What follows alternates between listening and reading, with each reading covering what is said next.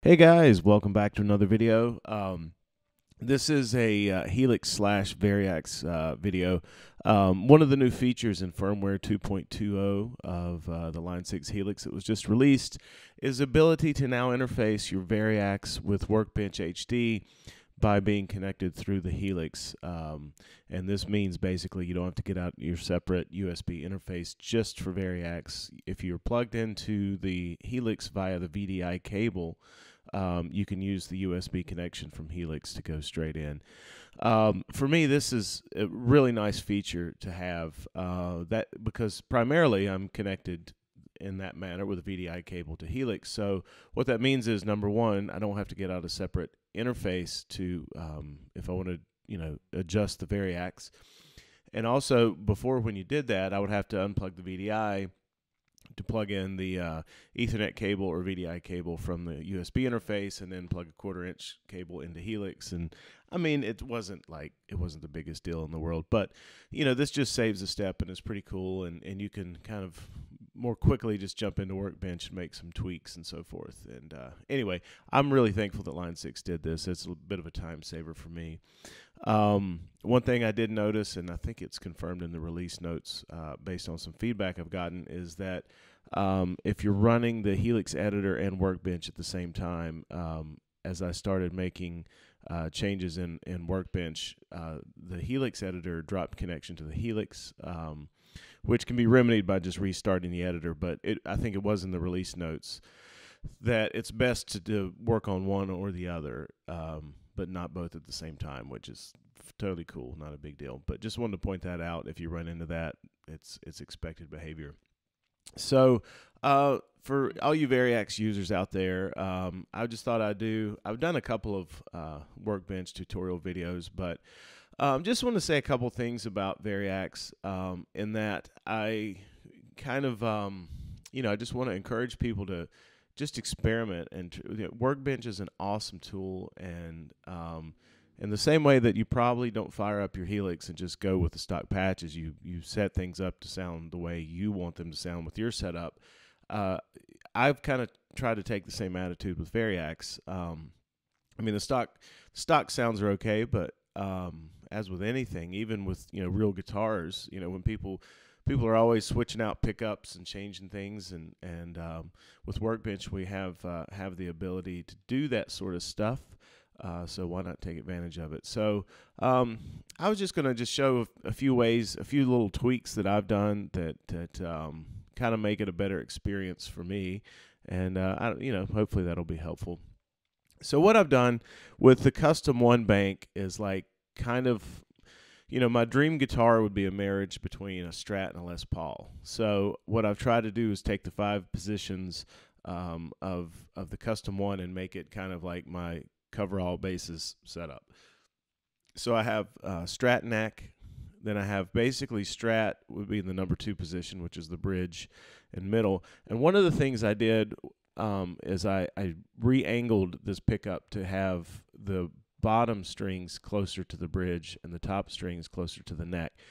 The reason that I did that, I've never really understood the logic behind the way Fender did it, because to me anyway, the high strings have plenty of snap and high end and all that sort of stuff, and the bottom strings already have more bottom end, so it just never made sense to angle the pickup to make the high strings even brighter, while keeping the low strings the pickup closer to the neck for those. So I've seen some real world guitars where this is flipped around this way, and it just makes sense to me.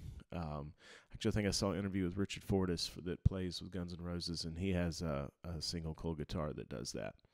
So anyway, so that's that. Going to the bridge position, I have a Strat with a P90 in the bridge.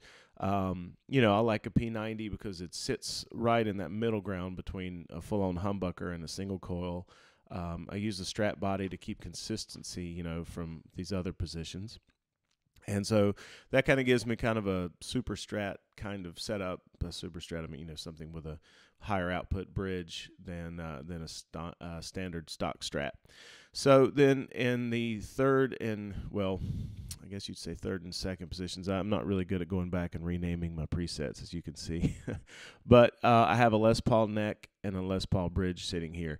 So with a 5-way toggle, I basically can cover all the Strat sounds I want to cover and the Les Paul sounds. So that, that gives me a lot of flexibility.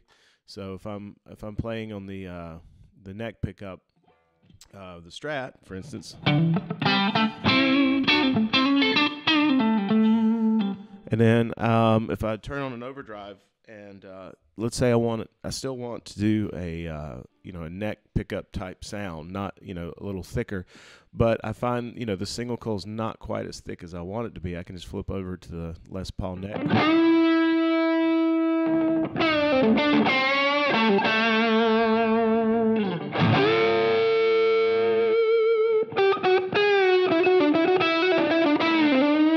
Get that nice thick sound, a lot of sustain, and I can always flip back and forth on the fly if I want to get both tones.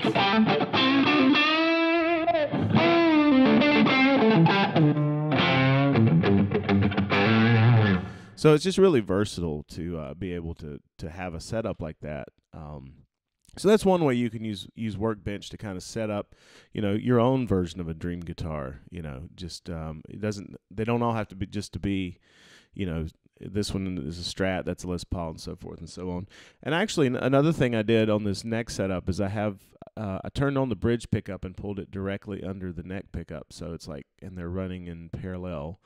So it's like I'm basically getting the output from two pickups, and then I pulled the preset volume down to compensate for the higher output. But to me, that just thickened up the sound a little bit. I just preferred it that way. So little things like that. And I talked about this in another video, but the Strat body can be a little bright, so I usually come into the tone control resistance and drop it down. It's usually at 250 when you pull it up, so I pull it down to 100, and that takes a little bit of the top end off. So just little small tweaks like that can make quite a bit of difference. So don't be afraid to experiment with stuff. And another thing I found is I ended up using a lot more acoustic sounds than I've never been a Telecaster guy. I love the guitars, and when I've played them, I've liked them. I've just never owned one and never been much of a Tele guy. So I found I end up using the acoustic modeling a lot more often. So what I did was, I copied and pasted and put all the acoustic stuff that I need here in the T model bank. So on the bank knob, so I go from custom 1 to the very next slot, and there's my acoustic. So really, I can do 99% of what I want to accomplish using custom 1, and then, well, it's the T model bank, but I'm using it for my acoustics. So again, the beautiful thing with Workbench is you're not married to things being the way they are when you just get the guitar. So and these are very minor things, just moving things around to places that are more convenient, altering guitars to make them what you want. And then, this does take maybe a little bit of time, but it is a good idea to go through, and through the preset volume, you can kind of adjust. You can run it through like a DAW and look at the meters to see how loud the output of each preset is, but I usually just go do it by ear. I'll use this preset volume setting to level out all the guitars I'm using to make sure everything balances pretty well.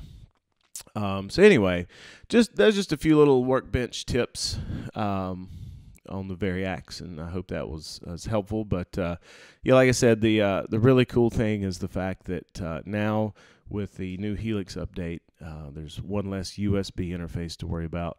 If you're both a Helix and Variax user, that should come as very good news to you. So anyway, I hope this was helpful and informative and useful to some of you guys. Please let me know if it was. Like, comment, subscribe, all that good stuff. And we'll catch you next time.